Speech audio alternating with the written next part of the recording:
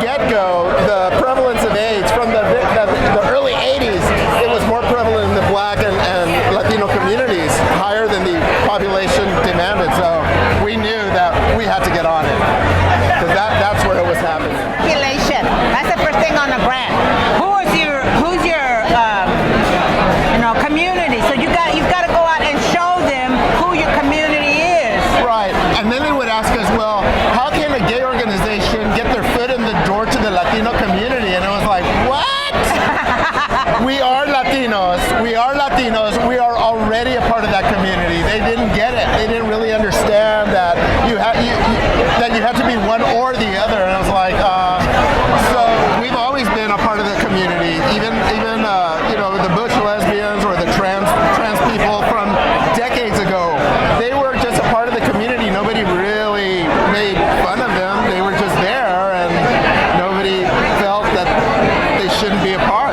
So we've always been a part of our own community. We didn't have to prove anything to our Latinos. They're us. We are them. Some test calls, because AIDS Services of Austin at the time had the only thing going to fight AIDS in Austin. So we did a couple of test calls in Spanish, and they were not able to handle those calls. So we already knew. We did our research. That's part of the research, and we knew that we had to step up and provide that information if somebody wanted it in Spanish, that we could answer it. And we did. We would get calls. Just basically that brochure and the billboard, and then word of mouth.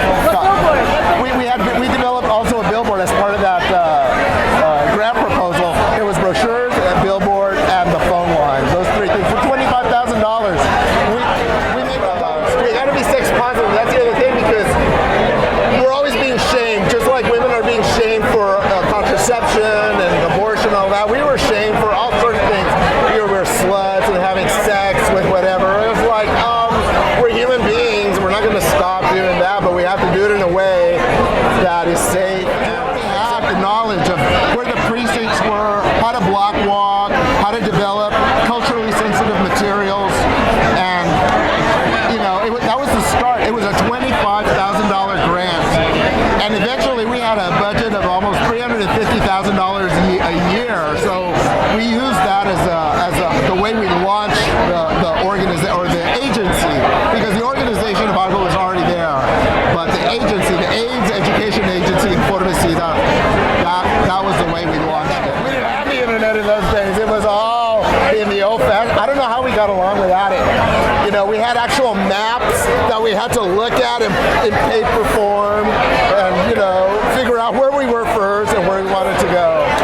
And now the little bubble tells us. And the organizations, the AIDS organizations, learned from that, because after a while they were hiring people, Latinos, to go out and hand out condoms and educate the Latino community at grocery stores, hand out condoms at laundromats, brochures about health.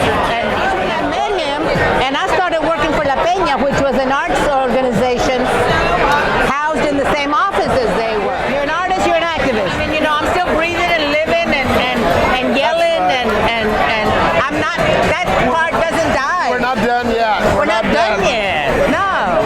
We still have a little bit left in us.